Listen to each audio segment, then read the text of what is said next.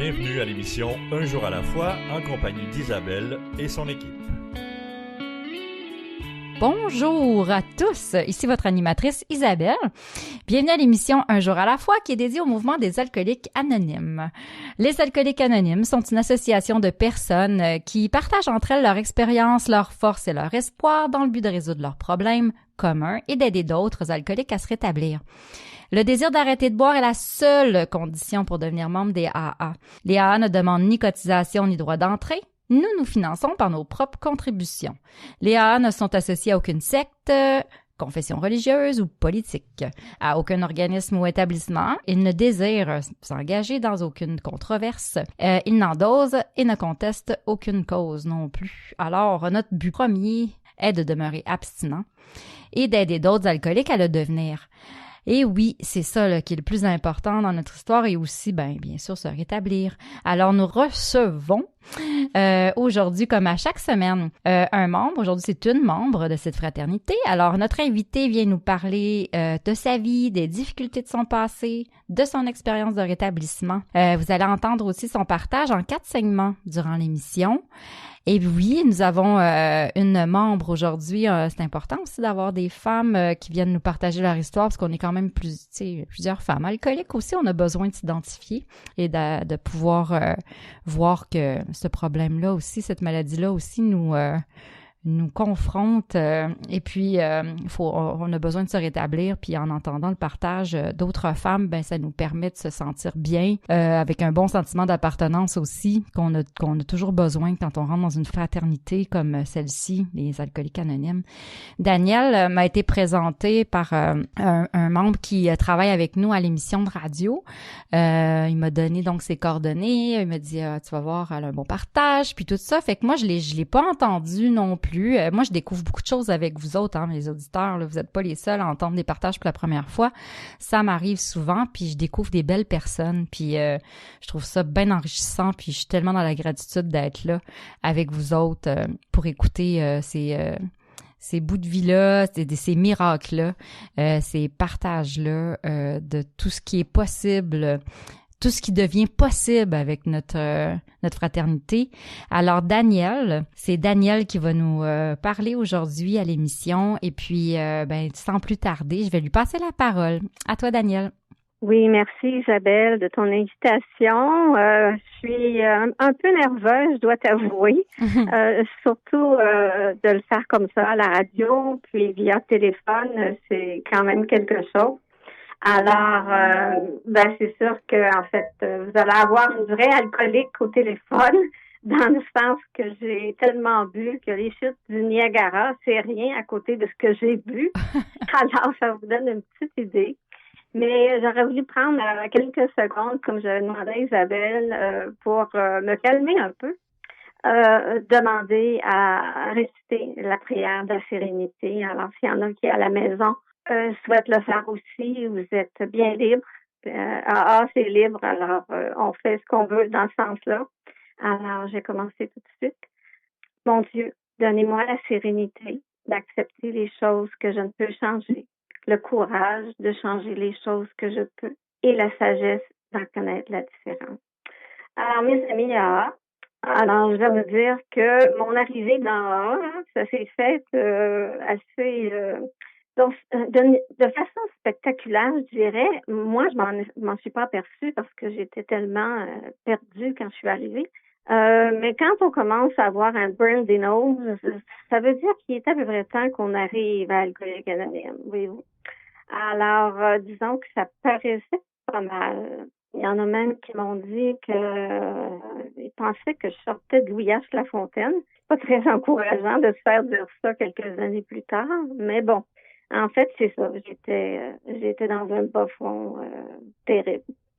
Mais bon, comme tout bon partage, j'ai commencé par le début. Mon enfance, je vais peut-être en glisser un petit mot, mais ça n'a pas été une enfance facile. Premièrement, ma mère ne désirait pas m'avoir. Donc, je suis le petit bébé du voyage de noces, justement, aux chutes Niagara. Alors, je ne sais pas si ça... un sens du fait que j'ai bu autant.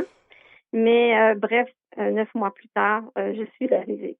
Alors, c'est une enfance, comme je vous disais, pas facile. Un père alcoolique, une mère qui est abusive. En tout cas, ça n'a pas été facile. Et tranquillement, arrive l'adolescence. Je me tiens avec une gang de gars, c'est plus facile. Et puis, on commence à boire. Je suis à ce moment-là à Boucherville. Et puis, dans les maisons, il y avait beaucoup de bars dans les sous-sols. Alors, c'était bien agréable parce qu'on changeait de place et puis on avait de la variété. Et donc, ça a commencé un peu comme ça. J'avais touché à l'alcool peut-être vers l'âge d'une douzaine d'années dans les fonds de bouteilles qu'il y avait dans le sous-sol près de la fournaise. Et puis, une fois, j'en ai pris une et j'ai dit, mon Dieu, que ça fait du bien. Je me suis sentie tellement relaxe là, que j'ai dit, ça y est, c'est le médicament qu'il me faut. Mais bon, j'y avais pas accès entre 12 et 15, mais à l'âge de 15 ans, moi, j'ai commencé à boire à tous les jours et j'ai arrêté à 40 ans. Donc, ça a été 25 ans non-stop de consommation. Il y a peut-être eu quelques petits arrêts d'un jour ou deux quand j'étais très malade, mais sinon, ça a été vraiment mon moteur, mon gaz pour fonctionner dans la société, d'aller me chercher un emploi malgré tout ça.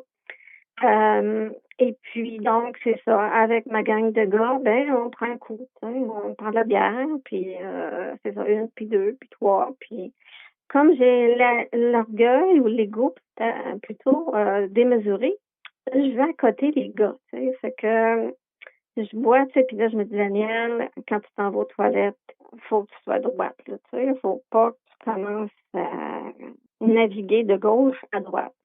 Alors, j'avais ce sentiment-là, tu sais, de me dire, il faut absolument que je sois correcte avec ma gang de gars, que je leur prouve. C'était de leur prouver que j'étais comme eux et que j'étais capable de boire autant qu'eux, finalement, presque. Alors, donc, j'ai bu beaucoup, mais il y a eu une chose qui a peut-être été bonne pour moi, c'est que les gars ont pas voulu me donner de drogue. Donc, j'ai pas touché aux drogues. J'ai fumé un peu, mais ça s'est arrêté là.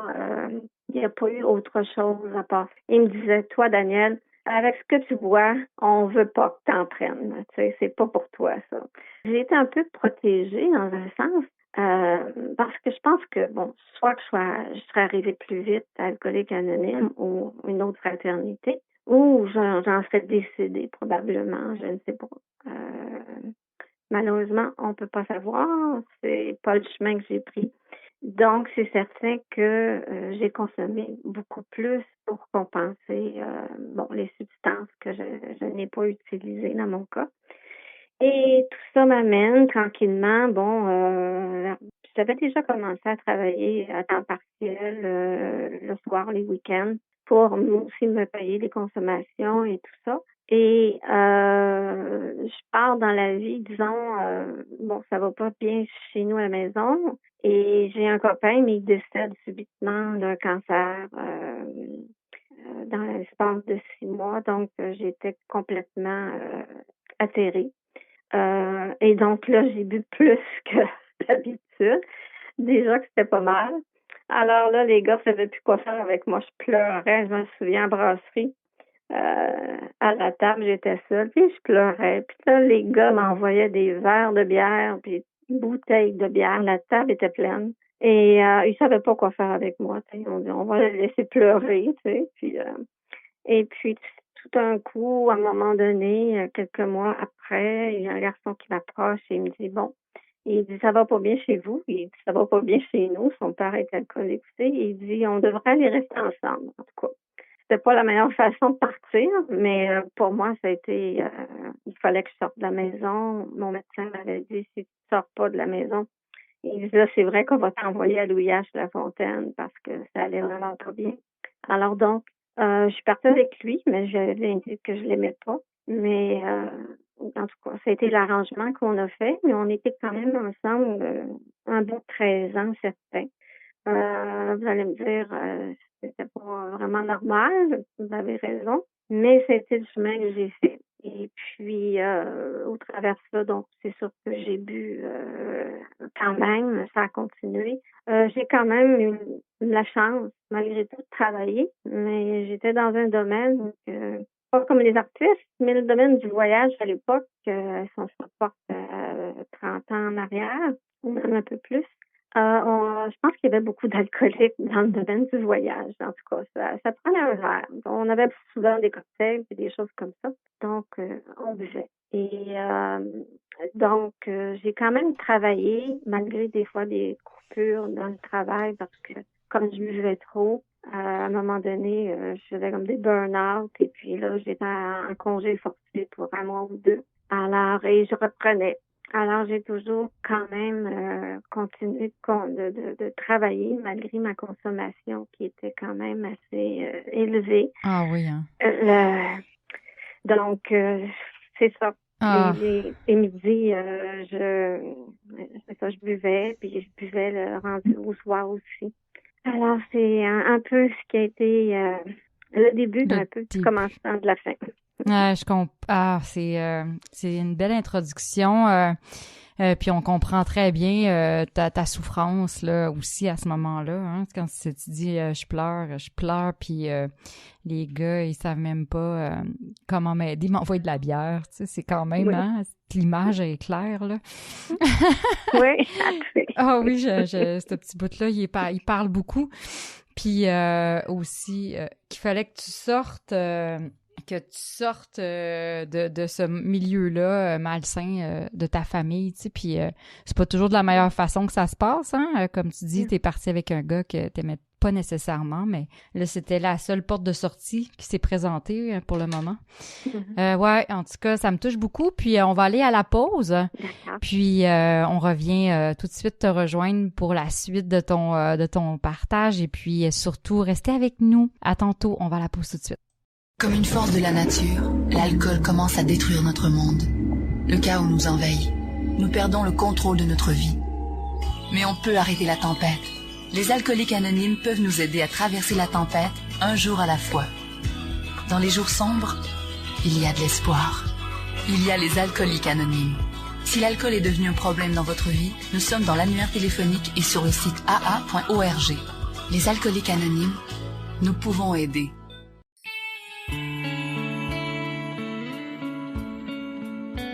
Vous écoutez l'émission Un jour à la fois, en compagnie d'Isabelle et son équipe. Allô tout le monde, nous sommes de retour à l'émission Un jour à la fois.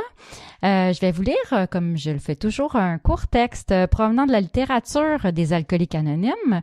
Aujourd'hui, j'ai choisi « Nous en sommes venus à croire ». Très beau livre, que si on a de la misère avec notre puissance supérieure telle qu'on la conçoit, c'est un bon livre à lire pour nous apprendre qu'est-ce que c'est notre puissance supérieure, comment on la trouve, puis comment on finit par croire. Alors, je suis ici à la page 120. Je vous lis un petit passage. Alors, un autre sentier qui me conduit vers Dieu et qu'il me faut suivre jour après jour, c'est celui de la pensée positive. Les AA m'ont enseigné que, bien que cela ne soit pas toujours facile, il est toujours possible d'écarter les pensées négatives qui me viennent à l'esprit et d'accéder, par la répétition d'un slogan, à un sentiment de gratitude qui me permet de voir les choses positivement. La pensée positive suprême est Dieu, mot qui exprime notre foi et notre harmonie avec l'univers. Par la prière, je m'engage sur le sentier de la foi vers Dieu. Chaque matin, je confie ma vie, et ma volonté aux soins de Dieu tel que je le conçois. Sa puissance, source de mon unité intérieure, m'a graduellement conduit vers un état de sérénité et de bonheur que j'avais toujours cru impossible. Par la méditation profonde, je chemine sur le sentier facile qui me mène vers Dieu.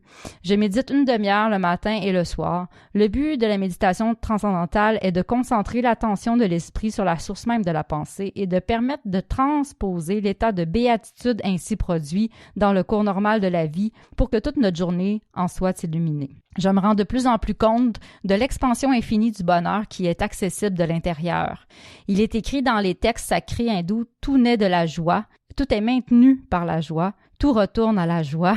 Plus j'adhère à ce principe, plus je profite de la vie. Finalement, mon Dieu tel que je le conçois est joie et abondance de joie. Ah, c'est beau, tabarouette. C'est profond, ça. C'est d'une grande spiritualité. Notre mouvement est spirituel. C'est bien important de le dire, c'est pas un Dieu tel que nous l'avons peut-être connu, mais un nouveau Dieu tel qu'on le conçoit dans la spiritualité. Alors, je laisse la parole aussi à notre invité. Aujourd'hui, nous avons Danielle comme invité à l'émission, puis Danielle, elle nous a exposé là, d'où elle vient, sa famille, son milieu familial qui était comme difficile avec sa mère puis son père. Et c'était pas dans l'accueil là, d'un enfant qui arrive. Puis aussi son alcoolisme là, qui a débuté dans l'adolescence, dans des sous-sols de maison en particulier. Puis aussi, là, elle nous racontait que pour fuir la maison, parce qu'elle était très malheureuse là, dans son milieu familial, puis son alcoolisme aussi était grandissant, mais elle a eu une invitation donc à aller vivre en appartement là, ou de sortir de la maison avec un homme qu'elle ne désirait peut-être pas amoureusement, mais elle désirait partir de chez elle, ça c'est certain. Alors, elle était pas mal rendue là dans son partage. Je vais lui laisser la parole tout de suite. Alors, Danielle, tu peux nous poursuivre ton histoire là, à partir de là, s'il te plaît. Oui, absolument. Donc, c'est évident que à partir de ce moment-là, comme je disais, j'aimais pas ce garçon-là, donc c'était difficile de vivre avec ce sentiment-là. Et ensuite, de faire des 24 heures comme ça. Donc, c'est sûr que la consommation a été grandissante et bref, ce fut 13 années quand même pas facile. Et au bout de 13 ans, je lui ai dit, écoute, je pense qu'on serait mieux de se séparer, de s'en aller chacun de notre côté. Et puis, il n'a pas voulu, mais moi, je lui ai dit, écoute, va faire ta vie, tout ça. Et puis, finalement, il s'est marié, il a eu un enfant, puis en tout cas, je suis bien contente pour lui.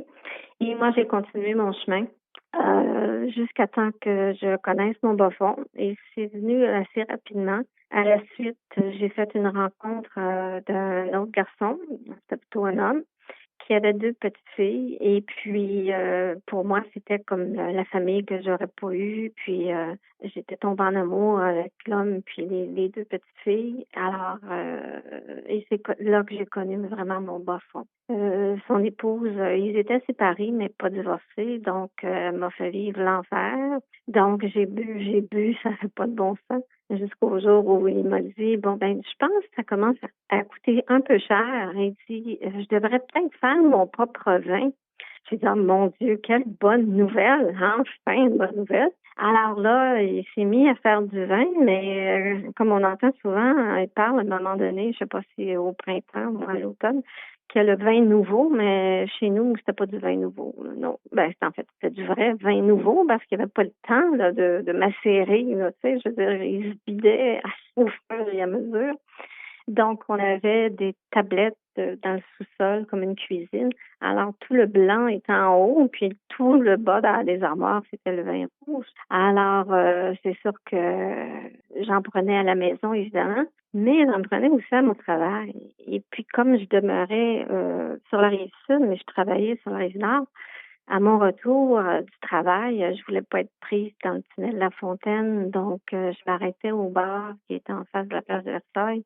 Et puis là, je continuais à boire. Moi, je laissais passer la circulation. J'ai dit, une alcoolique, ça ne va pas se mettre à la file au fur et à mesure, là, en attente. Alors, je m'assoyais au bar et puis je buvais jusqu'à 8, 9, 10 heures des fois. Et en partant de là, je finissais une bouteille de la maison, puis je m'en achetais une autre au dépanneur, au cas où j'en manquerais. Voyez-vous comment est-ce que la maladie était avancée? Et donc, j'allais jeter ma bouteille que j'avais achetée dans la poubelle dehors pour pas que personne s'en aperçoive. Mais je pense que il y a plusieurs personnes qui commençaient à s'apercevoir de mon problème. Et là, à un moment donné, on doit faire faillite parce que le divorce a coûté trop cher. Donc, ils sont venus chercher ma voiture, la maison, puis comme je dis, la tondeuse à gazon aussi. Alors, il restait plus rien. Il ne restait plus rien et on s'est envenu en appartement à Montréal. Et là, c'était ça. J'avais le vignier dans le frigidaire et là, je buvais un soir et puis, mais ça faisait plus effet. Non. aucun effet. Je buvais, je me dis, mon Dieu, qu'est-ce qui se passe? Il ne se passe rien. Alors, je me suis dit, mon Dieu, qu'est-ce que je vais faire? J'avais pas d'autre solution parce que je connaissais pas la drogue. Je voulais pas prendre des pilules comme ma mère en avait pris. Alors, je dis, qu'est-ce que je vais faire? Et là, je m'étais rappelé qu'un médecin m'avait parlé d'AA, mais pour moi, AA, c'était simplement 2 lettres, une à côté de l'autre. Et ça voulait absolument rien dire pour moi. Alors, c'était resté comme ça 2 ans auparavant, où je commençais à avoir une cirrhose, d'ailleurs, au foie, et que j'allais pas bien, ni physiquement, ni mentalement. Et ce soir-là, c'était, je crois, un samedi soir, et j'ai pensé à les 2 lettres. Alors, j'ai pris dans le temps qu'il y avait les bottins téléphoniques, le bottin, puis les 2 lettres A. Et là, j'ai vu le numéro de téléphone, puis il y a quelqu'un qui m'a répondu. Merci à l'aide téléphonique, d'ailleurs. Et on m'a invité à aller au lendemain au groupe Les Chevaliers à Montréal. Et puis, je suis arrivée là, j'étais pas à jeun parce que je pouvais pas arrêter ma consommation du jour au lendemain. Et on m'a accueillie comme si j'étais l'enfant prodige. Ils savaient qu'ils tombaient sur une vraie alcoolique, là. C'était assez évident, merci. Et comme c'était un groupe très joyeux et expansif et tout, on m'a fait beaucoup de suggestions et tout ça. Et puis, tranquillement, j'ai amorcé ma désintoxication avec mon médecin. Ce que je conseille pas à tout le monde de faire, naturellement. Il y a des belles maisons de thérapie pour aider et je pense que ça a besoin d'exister. Mais dans mon cas, ça s'est fait comme ça. Et j'ai suivi à la lettre ces recommandations et je suis rentrée le 17 juin 1996 dans le mouvement des alcooliques anonymes. Donc, pour moi, c'était une drôle d'aventure au début, les premières semaines, les premiers mois. J'allais faire mes meetings sur la rue Saint-Denis le midi, puis mon petit Seigneur, je voyais toutes sortes de gens passer là, puis je comprenais rien de ce qui se disait en avant, la littérature qui se racontait, les étapes, les traditions, etc. Et je regardais tout ce beau monde, j'étais assise dans le fin fond de la salle. Je parlais pas à personne, je voulais pas que personne m'approche. Et puis, à la fin, quand ils se sont mis à dire Notre Père en se tenant la main, je me suis dit, mon Dieu, ça y est, c'est une secte, cette affaire-là.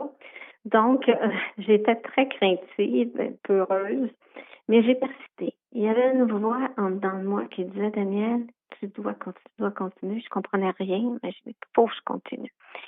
Et là, au fil des semaines, des mois, il y a des gens qui se sont approchés de moi. Et il y en a un, entre autres, qui m'a aidé avec sa conjointe là, à faire des réunions. Donc, j'en faisais pratiquement 2 par jour. J'ai été arrêtée au niveau du travail pour une couple de mois. Et donc, comme je dis, je savais pas ce qui se passait. Je comprenais absolument rien. Quand on est 25 ans consommé, puis qu'on n'a jamais eu de jour où on est abstinent totalement, ça fait bizarre tout à coup là, de se retrouver à jeun parmi tout ce monde-là. Mais je me disais toujours, faut pas que j'arrête, faut pas que je lâche, faut que je sois là. Et à force de persister, comme le mouvement nous l'indique, au bout d'1 an, ça a été le premier jeton. En tout cas, j'avais 6 groupes de partenaires. C'est pas mal, hein? Ah oui, hein, Danielle? 6 groupes. Mais c'est ça, on exagère toujours un peu les premiers temps dans mon cas. Mais enfin. T'avais sûrement besoin d'autant pour oui. te donner de la sécurité, sûrement. Tu sais, c'est correct, hein? On en a besoin. Fait qu'on pense qu'on a besoin au début. On est vulnérable, tellement vulnérable. Ah là là. Merci pour ce deuxième partage. Ce deuxième partage, pas un deuxième partage, mais un deuxième bout, en tout cas, un deuxième segment. Ah là là. C'est vraiment le fun t'écouter. T'as vraiment un beau débit aussi. Puis t'es très intéressante. Je veux juste te rassurer, là, c'est sûr, ça va super bien.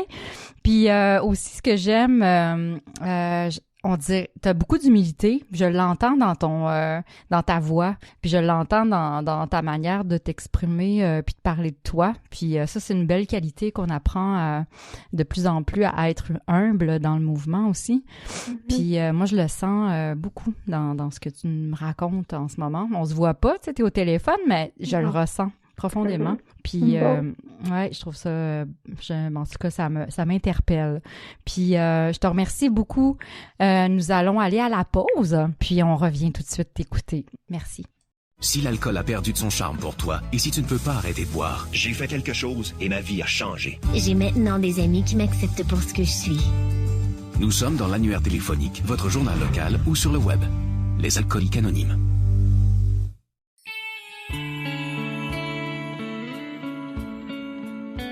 Vous écoutez l'émission Un jour à la fois, en compagnie d'Isabelle et son équipe. Nous sommes de retour à l'émission Un jour à la fois. Alors, mes chers auditeurs, j'espère que vous êtes encore avec nous pour l'écoute de Danielle qui nous partage donc comment elle se rétablit avec Alcooliques Anonymes. Et je veux juste vous informer là, sur l'émission. Nous avons un site internet pour notre émission de radio. Le site est unjouralafois-émission.org. Vous allez y trouver la liste de toutes nos radiodiffuseurs. On en a 4 et les horaires de diffusion. Vous pouvez aussi accéder à Un jour à la fois par le site Internet de la région 87, c'est aa87.org. Et vous aurez aussi accès à nos enregistrements sous forme de podcast. Puis là, toute l'année 2020, 2021 et ce qu'on a enregistré pour 2022. Puis les podcasts peuvent s'écouter via les plateformes aussi de votre choix. Fait que vous pouvez choisir celle que vous aimez, celle que vous êtes habitué d'aller... Et puis, nos émissions sont bien faciles à trouver là-dessus.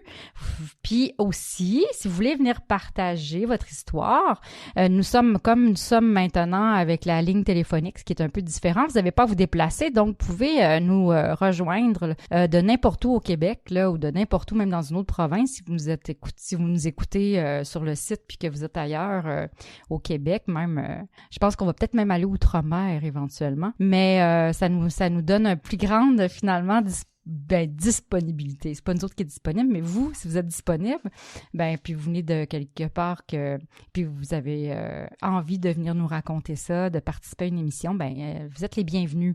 On va être vraiment heureux de vous accueillir. Donc, je vous reviens à Danielle, c'est le plus important aujourd'hui, c'est le message d'espoir de Danielle. Et puis Danielle, elle vient de faire un bout de chemin avec AA, elle est à 1 an, son jeton d'1 an, très important ça. C'est tellement vraiment un moment important quand on arrive à notre première année. Puis elle nous dit que justement elle a beaucoup de groupes d'appartenance. Et puis c'est ça, je lui laisse la parole tout de suite. Alors à toi là, Danielle, c'est à ton tour. D'accord. Donc, comme je le disais, à mon premier jeton, il y avait 6 groupes d'appartenance parce que je faisais tellement de meetings que finalement, tous ceux qui me connaissaient se sont présentés à mon premier jeton. J'étais vraiment là, euphorique dans le sens que je sentais tout l'amour que ces gens-là me portaient, ce que je n'avais pas connu quasiment jusqu'à date. Un amour inconditionnel, un amour de mes pères, des gens comme moi, parce que moi, je me suis vraiment sentie, c'est drôle, après ça, après 1 an, faire partie d'une gang, là, tu sais, faire partie, comme j'avais ma gang de chums à l'époque pour boire, mais là, j'avais ma gang de rétablissement, tu sais. Fait que j'avais un gros sentiment d'appartenance, un gros sentiment d'appartenance. Et j'ai été impliquée, là, je vous dirais, par-dessus les oreilles, plus haut que les oreilles. Enfin, c'est ça, j'étais impliquée partout.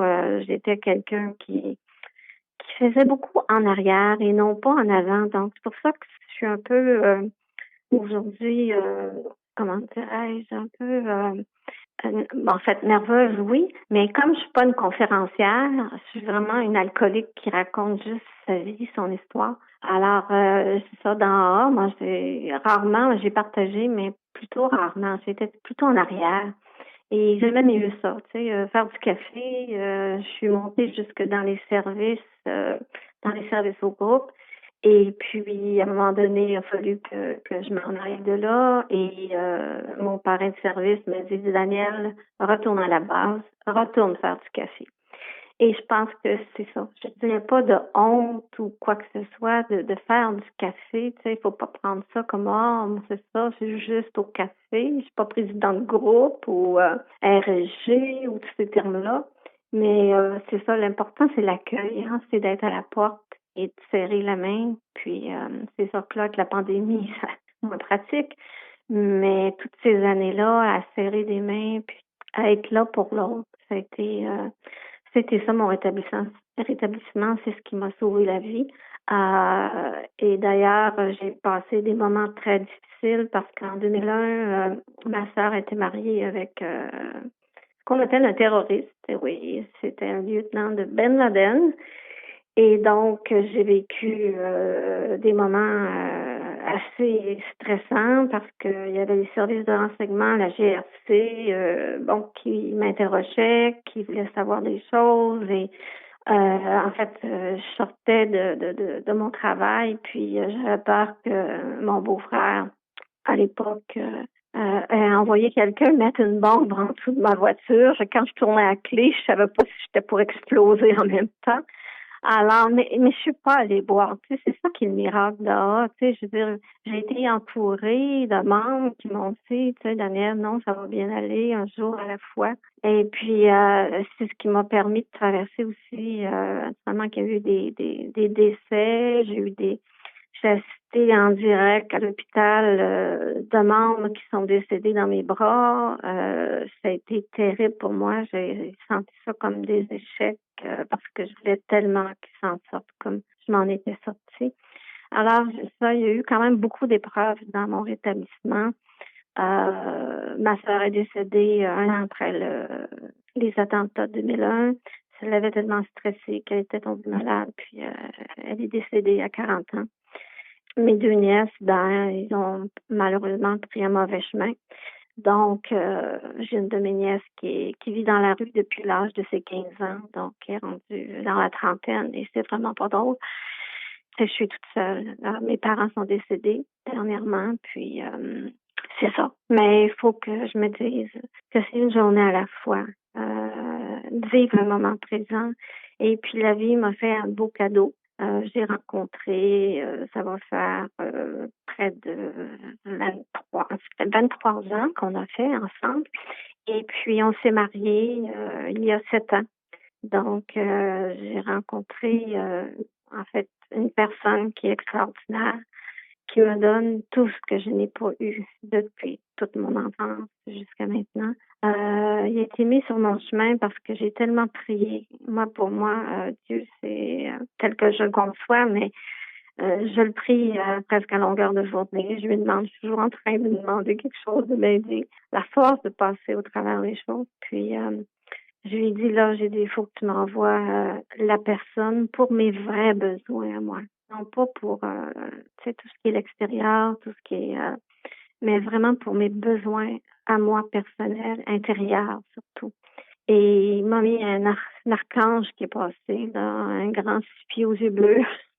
Et puis par un drôle d'hasard d'ailleurs. Et puis depuis tout ce temps-là, on est ensemble, puis on est bien heureux. C'est sûr que lui, il n'a pas le problème d'alcool, il ne boit pas d'alcool. On m'a déjà dit que c'était peut-être pas qui était son problème, mais bon, ça c'est son problème à lui. Alors, il doit endurer une alcoolique auprès de lui. Mais il m'aime tellement d'un amour inconditionnel que, je veux dire, des fois je m'en fais, mais il me ramène tout de suite. C'était mon anniversaire il y a 2 jours, puis il pourrait me décrocher la lune, puis comme je vous dis, il m'aime d'un amour inconditionnel. C'est ce qui est merveilleux. Et puis malgré à moi, comme disait Jacques T, j'ai des moments très difficiles. Je suis encore en thérapie pour des chocs post-traumatiques que j'ai vécus, que ce soit avant, durant mon rétablissement. C'est ça. Mais la vie m'a envoyé un beau cadeau. Et pour ça, j'ai tellement, comme je disais, prié pour que la bonne personne soit sur mon chemin. Alors, ne désespérez pas, chère femme, il va en avoir un sur votre chemin à un moment donné. Il s'agit de le demander correctement. C'est sûr, si vous demandez un beau 6 pieds, là, les cheveux noirs, et puis très en forme, très shapé, il va peut-être vous l'envoyer, mais vous n'aurez peut-être pas les mêmes résultats, voyez-vous. Alors, je blague souvent avec ça parce que c'est sûr que moi, j'ai bien aimé les bad guys et puis les bad boys. Et puis, aujourd'hui, c'est un gars bien tranquille. Et c'est tout le contraire de ce qui m'attirait auparavant. Mais c'est sûr que c'est le rétablissement. C'est AA qui m'a apporté tout ça. Moi, j'y crois à 200% Alcoolique Anonyme. Ça m'a sauvé la vie. ça sauve la vie à d'autres personnes. Et puis, comme Bill disait, même si on fait une rechute, parce que c'est sûr qu'avec la pandémie, il y a eu des rechutes. Et il y a des gens qui avaient de nombreuses années derrière eux, puis ils sont tombés parce que pour X raisons, c'était difficile pour tout le monde. Et puis, Bill disait, il faut se relever, il faut juste se relever. Et c'est ça, même s'il y en a parmi vous qui avez tombé, lâchez pas, recommencez. Le nombre de fois que ça vous prendra, s'il le faut, mais la bonne fois va arriver. Et moi, en tout cas, vous allez être dans mes pensées, tout le monde qui est à l'écoute, qui m'écoutez. Je vais avoir une prière et une pensée pour vous à tous les jours. Parce que je prie pour beaucoup, beaucoup de monde. Je mets tout le monde, j'en ai tellement que je les nomme plus. Au début, je les nommais, mais là, au bout de 25 ans, ça commence à faire un peu trop de monde. Alors, mais je vous mets tous ensemble et puis je vous ajouterai à ma liste pour que vous repreniez votre vie en main et que vous trouviez votre Dieu à vous, tel que vous le concevez, qui vous donne cette force-là de continuer, jour après jour, heure après heure, des fois. Oui, des fois, c'est des secondes. Hein? Oui, des mini-secondes. Des mini-secondes. Oui. Tu m'as dit tellement de choses dans ce petit moment qu'on a eu, le dernier 11 minutes, quelques secondes, justement, en parlant de secondes. Tu as parlé de cet amoureux-là qui est arrivé dans ta vie. En tout cas, on ressent beaucoup l'amour. Puis en plus, tu parles d'amour inconditionnel. Tu as parlé de la foi aussi, fait que c'est comme ta foi est grande, ça je l'entends aussi, tes prières et tout ça, comment c'est important, c'est dans ta vie, c'est placé. Puis tu as bien dit Dieu tel qu'on le conçoit, hein, parce que c'est ça aussi, le passage que j'ai lu tantôt, puis on parle de Dieu, mais faut pas avoir peur du mot Dieu, là. Faut juste apprivoiser ça à notre façon, c'est toujours à partir de soi. Puis tu as parlé aussi de quand tu faisais tes prières pour mes vrais besoins intérieurs. Je trouve ça super beau parce que, justement, tout part de notre intérieur. Hein? C'est ça, notre confiance, quand se construit comme ça, notre estime. Puis je veux te souhaiter bonne fête! Ah, j'ai pas dit ça pour ça, mais... Non, mais j'ai entendu, c'est vrai, puis on s'était parlé avant l'émission, puis tu m'avais dit aussi que c'était ta fête le 17. Fait que, ben, bonne fête. Puis on va tout de suite aller à la pause. On te revient parce il nous reste un segment ensemble, encore pour écouter ce que tu fais encore pour te rétablir, puis nous donner encore ce message d'espoir que tu portes en toi. Alors, à tout de suite. Je me sentais seule, angoissée, agressive, et je m'apitoyais sur mon sort. Je voulais juste mourir. C'est pourquoi je continuais à boire. Personne n'aurait pu vivre un tel cauchemar. Puis j'ai assisté pour la première fois à une réunion des AA. À mesure qu'elle se racontait, j'ai découvert que toutes ces personnes avaient connu le même enfer. Je n'étais donc pas la seule. Elles m'ont aidé à cesser de boire et m'ont redonné le goût de vivre. Les alcooliques anonymes, ça fonctionne. Cherchez-nous dans l'annuaire téléphonique, dans votre journal ou sur aa.org.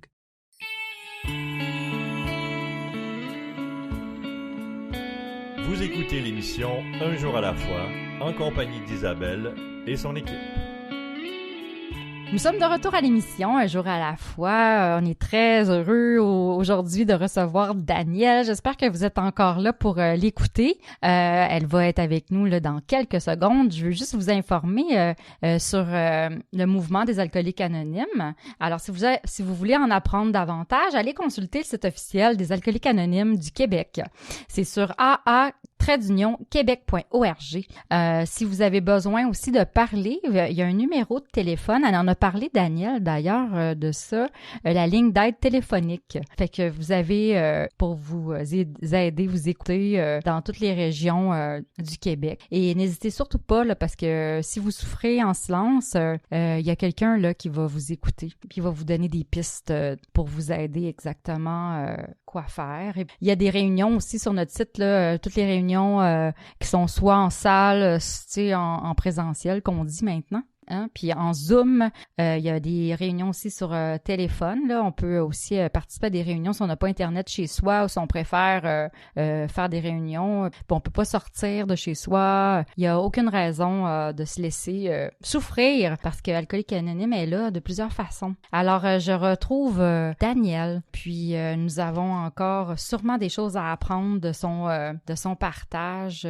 Puis tantôt, juste pour ajouter, elle nous parlait de Jacques T. Jacques Dr. est très important là, dans le mouvement des AA à parler de... C'est une phrase ou un genre de slogan là, qui se dit souvent malgré les malgrés, parce qu'il nous arrive toujours des choses pendant notre vie, même quand on est sobre ou on est abstinent, puis on boit plus d'alcool, puis on est en rétablissement. La vie, elle nous apporte des épreuves parfois, puis la vie elle continue, hein, puis c'est comment qu'on les vit, ces choses-là, notre rétablissement, c'est à ça qui sert, que ce soit la joie, la grande joie ou les peines, puis malgré les malgrés veut dire ça, tu sais, on continue à se rétablir, on continue à pas aller prendre notre premier verre. Alors, merci Daniel, je te laisse la parole immédiatement, j'aime beaucoup ton partage, alors je te laisse la parole. Alors, comme je disais, c'est ça, il y a eu des épreuves et tout ça.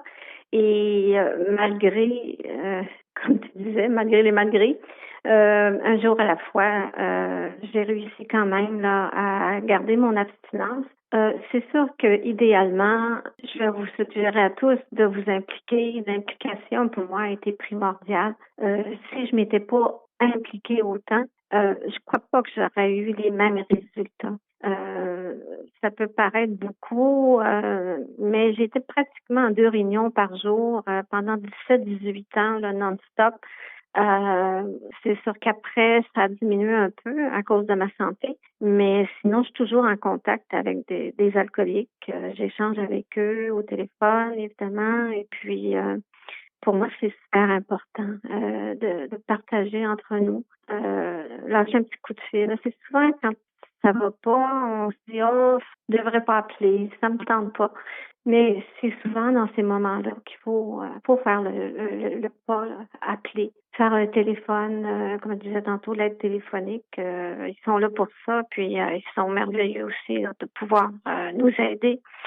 Et comme je disais, pour les rechutes aussi, tu sais, de pas se blâmer, de pas se donner de coups sur la tête, ça sert à rien. Je veux dire, on peut tomber, mais comme je dis, on peut se relever aussi. Donc, moi, j'ai pas eu, je dirais malchance peut-être de faire une rechute, mais j'ai fait beaucoup de rechutes en comportement, par exemple. Ça, par contre, c'est pas tout réglé. Je vous dis que j'ai même été obligée d'aller chercher de l'aide extérieure parce que, comme je vous disais, je suis arrivée un peu poquée, si vous me permettez le terme. Donc, il fallait tout remettre ça, là, puis avec les événements de la vie, mais je continue encore à me faire soigner, si on peut dire. Je vois un psychologue et puis, d'ailleurs, on en parle dans notre littérature. BW a fait beaucoup de dépression et c'est sûr que quand on a besoin d'aller chercher de l'aide, il faut y aller. Il faut pas avoir honte d'y aller. C'est sûr qu'on n'oublie pas notre beau programme, notre belle méthode, et nos étapes et tout ça. Si des fois on a besoin d'aide, il faut aller en chercher aussi. Alors, moi, c'est ce qui m'a permis de me rendre jusqu'à aujourd'hui. Donc, 25 ans de consommation, puis je viens de faire mon 25e anniversaire d'abstinence. Donc, je viens de rejoindre les deux en même temps. Ce que j'espérais depuis tant d'années, j'ai dit, je me rendrai jamais jusque-là, c'est bien trop loin. Et finalement, je l'ai fait. Alors, en octobre dernier, ça a fait 25 ans. Et donc, j'ai aligné mes 2 temps de consommation et d'abstinence. Et puis, pour moi, c'est pas le gros lot, là. C'est pas l'automax, c'est bien évident. Mais dans mon fond intérieur, c'est mon petit automax à moi, là. Tu sais, c'est comme...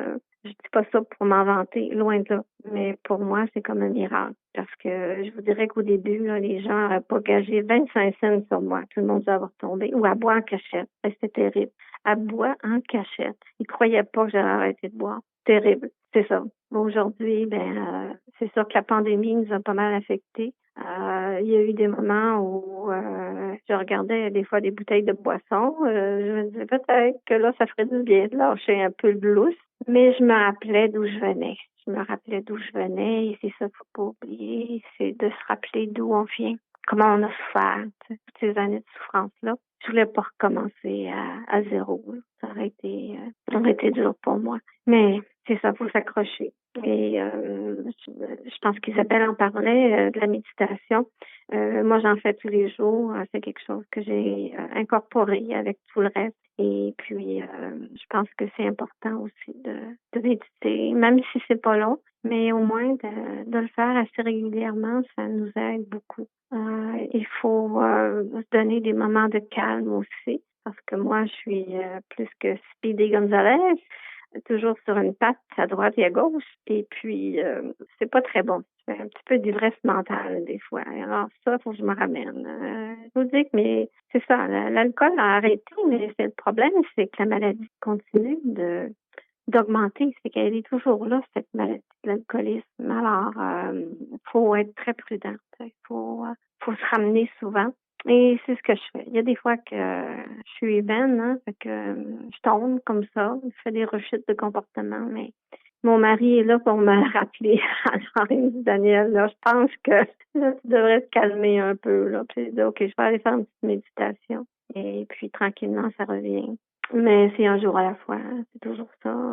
Même si je voudrais penser à demain ou dans 2 semaines, non, ça me met pas dans de bons états. Donc, c'est préférable que je pense à ici maintenant, d'être avec vous tous. Et puis, j'espère que j'ai pu aider juste un petit peu quelqu'un quelque part. C'est le but, en fait, d'un partage.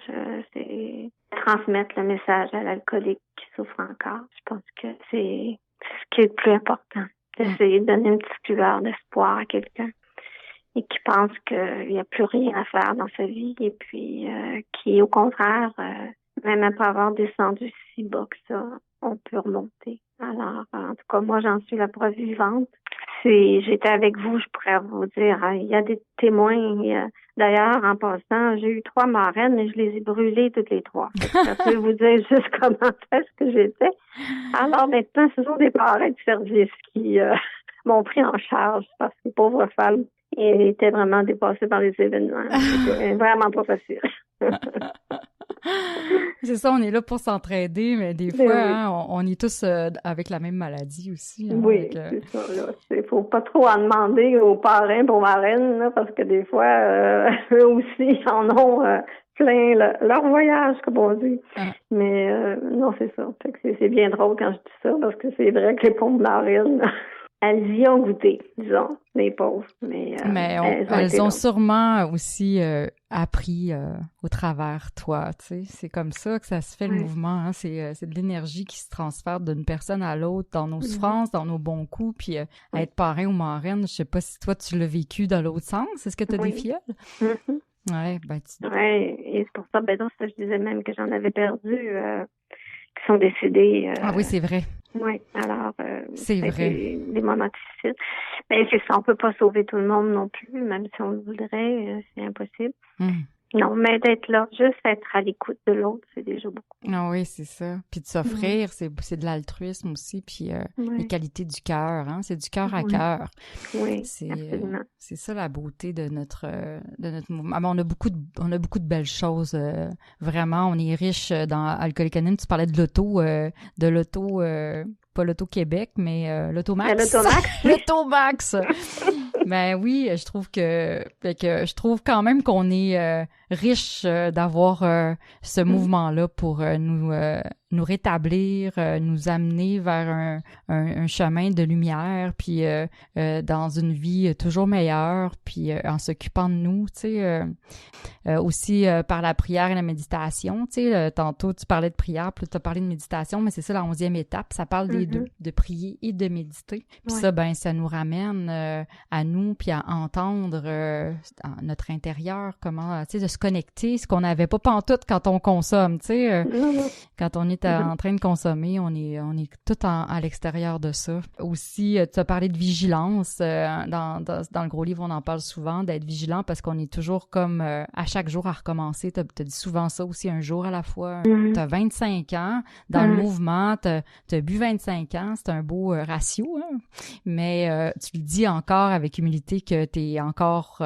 tu dois être toujours à l'affût, tu sais, puis de voir à tes comportements, puis de voir à la maladie qui est toujours présente. Tu as dit beaucoup de choses pour aider la personne qui est en ce moment soit avec un problème d'alcool puis qui consomme présentement ou la personne qui se rétablit puis qui a besoin d'un beau message d'espoir que c'est possible. Tu l'as dit, toi, qu'on gageait pas 25 cents sur toi, puis moi, juste à t'entendre aujourd'hui, je suis sûre qu'on gagerait beaucoup. on pourrait gager beaucoup sur le fait que c'est un vrai miracle. merci. En tout cas, je suis tellement heureuse de t'avoir eu à l'émission aujourd'hui, Danielle. Ça m'a fait plaisir. Ça m'a fait beaucoup de bien. Vraiment plaisir. Vraiment beaucoup de bien. Puis je suis sûre que tu as fait beaucoup de bien à bien du monde qui vont t'écouter. Et puis, qui peut te réécouter, parce qu'en podcast, c'est ça la beauté. On peut réécouter les émissions encore et encore. Alors, je tiens à remercier tout le monde qui ont participé à l'émission. Je te remercie encore, Danielle, pour toute ta générosité. Puis nos auditeurs, merci à vous. Je vous aime bien gros. Puis c'est important que vous soyez là. L'équipe Yvon à la console, merci Yvon, qui fait un travail super à côté de moi. Et les collaborateurs et radiodiffuseurs, ici votre animatrice Isabelle. Alors, je vous souhaite une bonne semaine. À bientôt.